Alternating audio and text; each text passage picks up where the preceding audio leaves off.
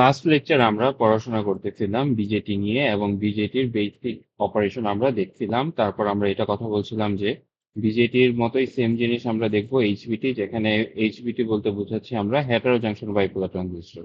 যেমন বিজেটিতে কি ছিল, হয়তো আমার একটা এন, পি, এন থাকতো এবং এই তিনটা লেয়ারের মধ্যে এটাকে ধরো আমরা ইমিটার বলতাম, এটাকে আমরা বেস বলতাম, এটাকে আমরা কালেক্টর বলতাম। এবং তিনটেই কি ছিল, সিলিকন দিয়ে তৈরি বা হোমো লেয়ার ছিল। তো যখনই আমরা এই ইমিটার, বেস অথবা কালেক্টর একটু দুই যে কোনো লেয়ারের মধ্যবর্তী যেইগুলো নিব, সিলিকন সিলিকন এখানে সিলিকন তিনটা সেম ম্যাটেরিয়ালের জায়গায় ডিফারেন্ট সেমিকন্ডাক্টর ম্যাটেরিয়াল নিলেই যেই বিজেটি তৈরি হয়ে যাবে, সেটাকে আমরা বলবো হেটারো জাংশন বাইপোলার ট্রানজিস্টর বা এইচবিটি। এবং এই বিজিটি ব্যবহার না করে, রেগুলার বিজিটি ব্যবহার না করে আমি যদি এইচবিটি ব্যবহার করি, আমি কি অ্যাডভান্টেজ পাই, সেই জিনিসগুলো আমরা আজকে বুঝার চেষ্টা করব যে কেন আমরা একটা হোমো জাংশন দিয়ে তৈরি না করে হেটারো জাংশন দিয়ে ডিভাইসগুলো তৈরি করি। যেমন আমরা জেনারেলি একটু দেখি, আমরা গতদিন বিজেটি যখন এই চিত্র দেখতেছিলাম তখন আমরা বলছিলাম যে বাম পাশে একটা ইনটেক, তারপর একটা পি টেপ, আবার একটা ইনটেক। তাহলে এটাও সেম ভাবে এখানেও ভ্যালেন্স ব্যান্ডটাও একই রকম হবে। এটা হচ্ছে ধরো তার ফার্মি লেভেল, এটা হচ্ছে তার ফার্মি লেভেল, এটা কন্ডাকশন ব্যান্ড, এটা ভ্যালেন্স ব্যান্ড, এটা হচ্ছে তার, সরি, এটা হচ্ছে ফার্মি লেভেল, এটা হচ্ছে তার ভ্যালেন্স ব্যান্ড। সেম ভাবে এই সাইডেও কন্ডাকশন ব্যান্ড, এটা হচ্ছে ফার্মি লেভেল, আর এটা হচ্ছে ভ্যালেন্স ব্যান্ড। তাহলে এই সাইড থেকে এই সাইডে ইলেকট্রন ফ্লো করবে। আর আমরা জানি যে ইলেকট্রনকে কি এই সাইডে যদি যায়, তাহলে হোল কি এই সাইডে ব্যাক করবে। এবং আমরা জানি ইলেকট্রন হচ্ছে বলের মতো, তার মানে ইলেকট্রনকে যদি আমি এখানে রাখি, সে এইদিকে ন্যাচারালি রোল ডাউন করবে এইদিকে। আর আমি যদি হোলকে এখানে রাখি, তাহলে হোল ন্যাচারালি গ্রো করবে কি উপরের দিকে।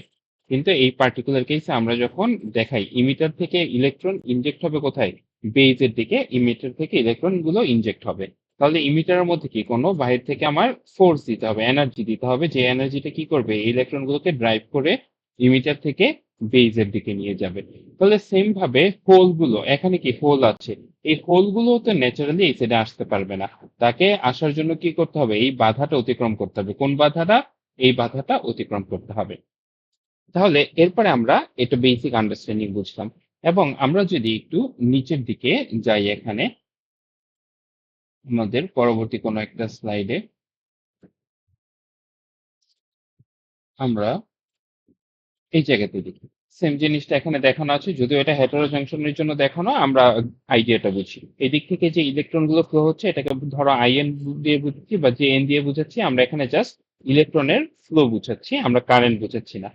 এখানে আইপি বা জেপি দিয়ে আমরা যদি কনসিডার করি যে হোলগুলো এই সেট থেকে বেস থেকে ইমিটারের দিকে যাবে, এটা হচ্ছে জেপি।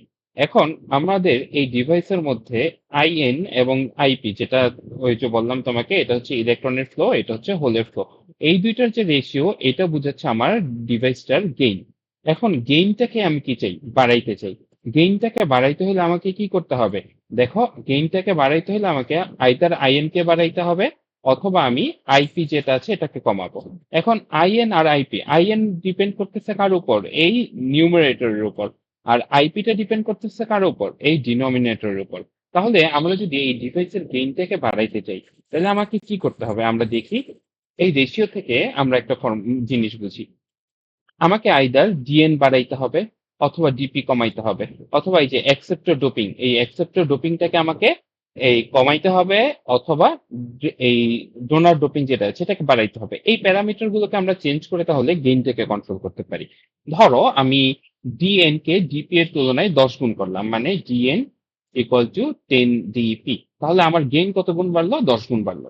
সেম ভাবে আমি যদি এই যে ড্রেইনের ডোপিংটাকেও 10 টাইমস বাড়াই, ND equal to 10 N A, N A accepted doping এর তুলনায় যদি 10 টাইমস মাল্টিপ্লাই করি, তাহলে এখানে কি হবে, এখানেও আমার ডোপিংটার পরিমাণ কত বাড়বে, ডোপিংটা 10 গুণ যেহেতু বাড়াইলাম, তাহলে আমার গেইনের পরিমাণও কি 10 টাইমস বাড়বে।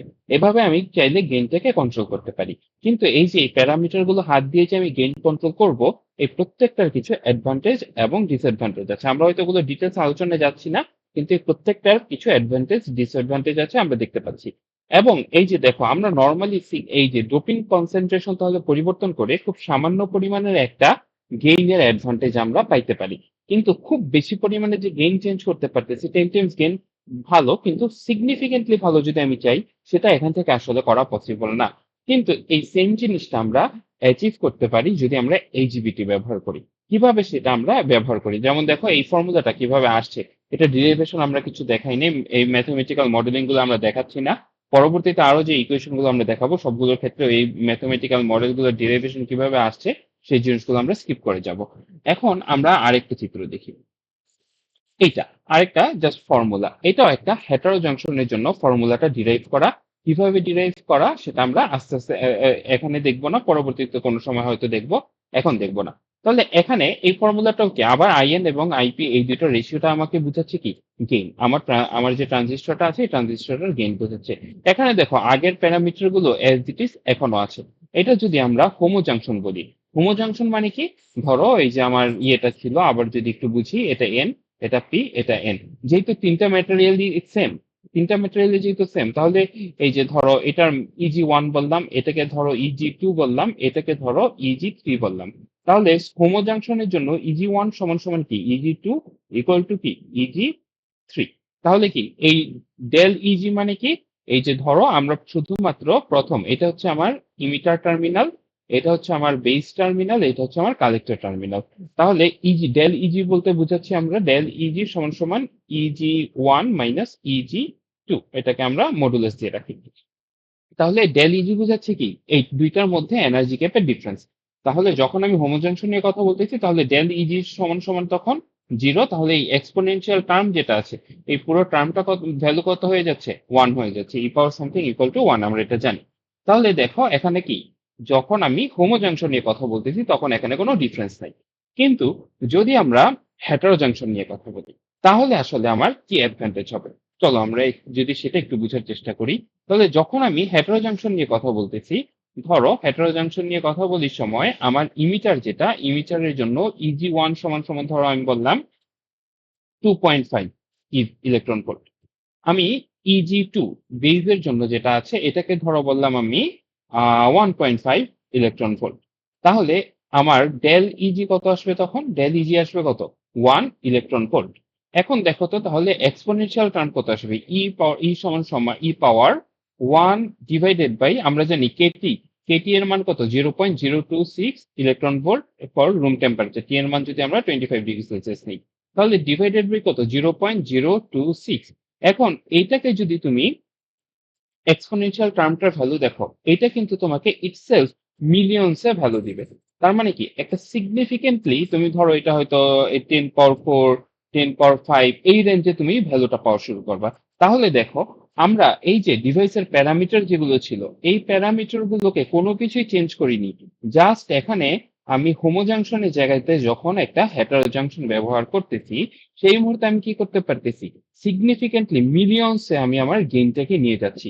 এইটা হচ্ছে আমার সিগনিফিকেন্ট অ্যাডভান্টেজ আমি যখন একটা রেগুলার বিজেটি ব্যবহার করি।